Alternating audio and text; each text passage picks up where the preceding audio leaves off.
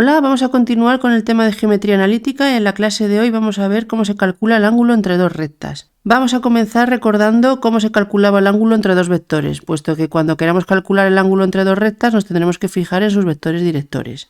¿De acuerdo? Entonces os pongo aquí la fórmula que tenéis que recordar, que nos dice que para calcular el coseno del ángulo que formen dos vectores tenemos que hacer primero su producto escalar, que será el numerador, y luego el producto de los módulos, ¿de acuerdo?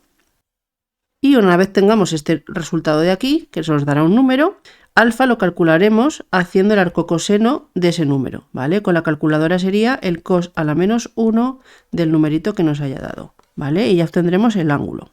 Bien, ese ángulo, cuando estamos en vectores, nos podía dar menor de 90 grados si los vectores forman un ángulo agudo, exactamente 90 grados si los vectores son perpendiculares entre sí, o mayor de 90 grados en el caso de ser obtuso, ¿de acuerdo? Y si nos fijamos, el tipo de ángulo nos lo va a determinar el numerador de esta fórmula, ¿de acuerdo?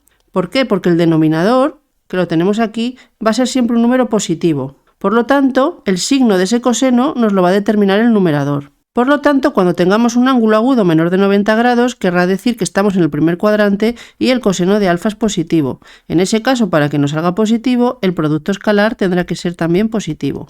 Cuando los vectores sean perpendiculares entre sí, el coseno de alfa nos valdrá 0. Por lo tanto, según nos dice la fórmula, el producto escalar también nos tendría que dar 0.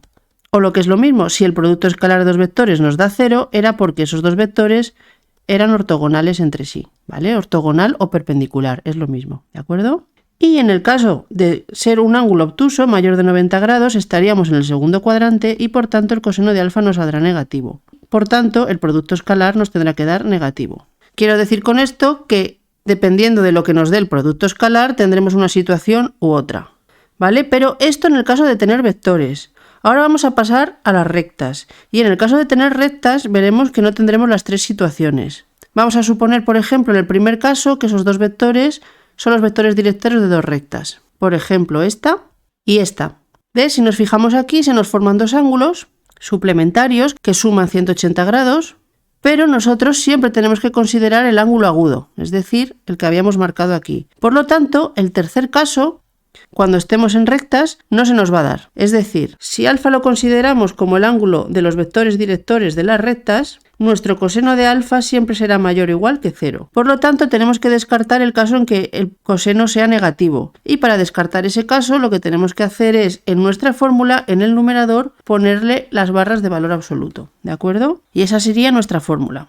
¿De acuerdo? Bien, pues veamos un ejemplo. En este ejercicio nos dice, halla el ángulo que forman las rectas R y S. Por lo tanto, recordamos nuestra fórmula y lo primero que tendremos que hacer es calcular los vectores directores de cada una de estas rectas. En el caso de R, como está en forma paramétrica, nos fijaremos en el parámetro y el coeficiente del parámetro será el vector director. Por lo tanto, el vector director de R será el 1 menos 2. En el caso de S, la tenemos en forma general. Podemos o bien pasar la ecuación explícita y ver la pendiente, que sería y igual a x. Por lo tanto, vemos que la pendiente es 1, que lo podemos interpretar como 1 partido 1. Y ya sabéis que la pendiente es lo que subes partido lo que avanzas es la x y lo que subes es la y. Y por tanto, el vector director de S sería el 1, 1. ¿De acuerdo? Una vez tenemos los vectores directores, tenemos que ir calculando todo lo que nos dice la fórmula. Entonces vamos a hacer el producto escalar. El 1 menos 2 por el 1, 1 nos daría 1 por 1 más menos 2 por 1, 1 menos 2 menos 1. Y si nos fijamos, este número nos da negativo y eso es porque esos vectores inicialmente forman un ángulo mayor de 90 grados.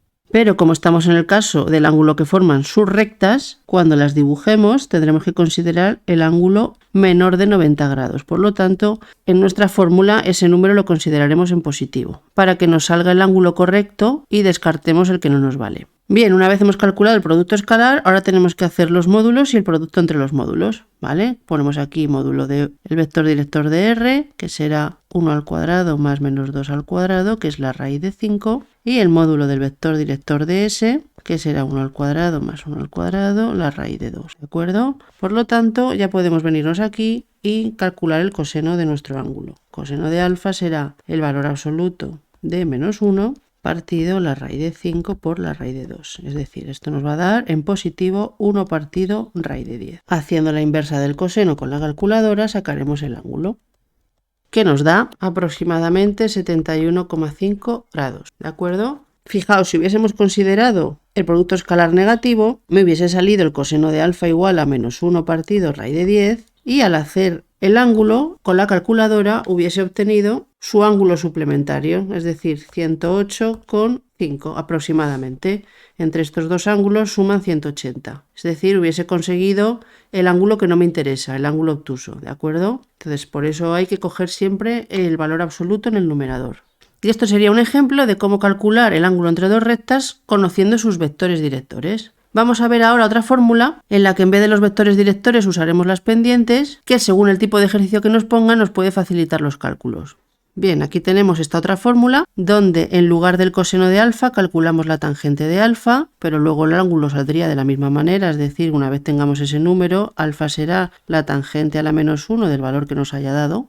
Y si nos fijamos, aquí utilizamos las pendientes, la pendiente de una recta y la pendiente de la otra. Y aquí abajo sale su producto. Entonces, si tenemos, por ejemplo, esta recta 1 de ecuación explícita y igual a m1x más n1, por ejemplo, y esta recta R2 de ecuación y igual a m2x más n2, nos tendremos que fijar en sus pendientes para poder calcular el ángulo. Vamos a considerar, por ejemplo, la recta 1 y igual a 3x más 5 y la recta 2 y igual a menos x más 2, por ejemplo, ¿vale? Aquí tenemos que nuestra pendiente 1 será 3 y aquí nuestra pendiente 2 será menos 1. Montamos nuestra fórmula, la tangente de alfa será el valor absoluto de la diferencia entre las pendientes, 3 menos menos 1, partido 1 más el producto entre las pendientes, 3 por menos 1, menos 3. Por lo tanto, nos quedará valor absoluto, arriba nos queda 4 y abajo nos queda menos 2. 4 entre menos 2, como es valor absoluto, consideramos el 2. Esto es por la misma razón de antes, ¿de acuerdo? Y nada, cogemos la calculadora y ya de aquí lo sacamos. Alfa es igual a la inversa de la tangente de 2. Y esto nos da un ángulo de 63,4 aproximadamente. ¿De acuerdo? Pues este es otro ejemplo de cómo calcular el ángulo entre dos rectas si las tenemos de forma explícita y lo más fácil es sacar la pendiente en vez de los vectores directores. Y ahora para finalizar vamos a hacer un ejercicio tipo de examen donde también tendremos que utilizar esta fórmula, ¿vale? Y el ejercicio nos dice lo siguiente. Halla la ecuación de la recta que pasa por un punto P y forma un ángulo de 45 grados con la recta R, ¿vale? Aquí nos están pidiendo la ecuación de una recta desconocida, la que vamos a llamar S, por ejemplo, que pasa por un punto P, es decir, nuestro punto P pertenece a esa recta que nos piden calcular, y ya nos dan el ángulo. Es decir, R y S ya sabemos que forman un ángulo de 45 grados. Es decir, aquí el problema no es calcular el ángulo, sino averiguar una recta que cumple unas determinadas condiciones. Bien, vamos a recordar la fórmula que teníamos antes. Y en este caso lo primero que vamos a hacer es pasar la recta R a forma explícita para averiguar la pendiente. Habrá que despejar la y, 3y es igual a menos 2x más 6 y la y nos quedará por tanto menos 2x partido 3 más 6 partido 3, que es 2. Por tanto, aquí la pendiente 1 de nuestra recta R va a ser menos 2 tercios. Bien, por otro lado, como el ángulo que nos dan es 45, yo ya podría calcular la tangente. La tangente de 45 vale 1. Lo hacemos con la calculadora si no nos acordamos y se ve fácilmente. Por tanto, en esta fórmula ya conozco la tangente y conozco la pendiente 1. Ya puedo plantear aquí una ecuación. Me quedaría la tangente de 45, que es 1, igualada a el valor absoluto de nuestra pendiente, menos 2 tercios menos m2 partido 1 más menos 2 tercios por m2. Y esto es una ecuación. Una ecuación que está con valor absoluto. Por lo tanto, siempre tendré que plantear dos ecuaciones a partir de aquí. Es decir, por un lado, menos 2 tercios menos m2 partido 1 menos 2 tercios m2 igualado a 1. Y por otro lado, lo mismo igualado a menos 1. ¿Vale? Siempre que tengamos que despejar algo que está dentro de un valor absoluto, hay que hacerlo así, considerando las dos posibilidades, igualado a lo positivo y a lo negativo. Bien, por lo tanto, ya de aquí solo me queda operar y despejar m2. Paso el denominador multiplicando al 1, por lo tanto se quedará lo mismo. Y ahora pasaría las m's a un lado y los números al otro. Y me quedará de donde calculo m2, que será menos 5. Y desde esta otra ecuación hago lo mismo, paso el denominador multiplicando por menos 1, es decir, cambiará el signo. Y ya de aquí despejo m2, que me quedará igual a un quinto. ¿De acuerdo? Bien, pues como me han salido dos opciones, pues tendré que considerar que este ejercicio tiene dos posibles rectas que formen 45 grados con R y pasen por ese punto P. Es decir, por ejemplo, si tenemos una recta R y un punto P exterior a ella, podrán existir dos rectas que cumplan esa condición, que pasen por P y formen 45 grados con R. Imaginaos, por ejemplo, esta, que formaría 45 grados aproximadamente, o esta otra, ¿vale? Supongamos que esto también son 45 grados. Es decir, habría dos posibilidades, una recta S1 y una recta S2 que cumplirían esas dos ecuaciones. Por eso nos han salido dos pendientes, ¿de acuerdo? Entonces tendremos que calcular las dos. Bien, pues vamos a calcular, por ejemplo, la que tiene pendiente menos 5, ¿de acuerdo? Que será de la forma y igual a menos 5x más n, dada de forma explícita, y además sabemos que el punto 3, 5 pertenece a esa recta, ¿de acuerdo? Por lo tanto, vamos a sustituir en la x y en la y las coordenadas del punto y vamos a calcular nuestra n, ¿de acuerdo? Entonces la y vale 5, la x vale 3, podemos sustituir, 5 es igual a menos 5 por 3 más n, y de aquí obtenemos que n será 5 más 15, 20.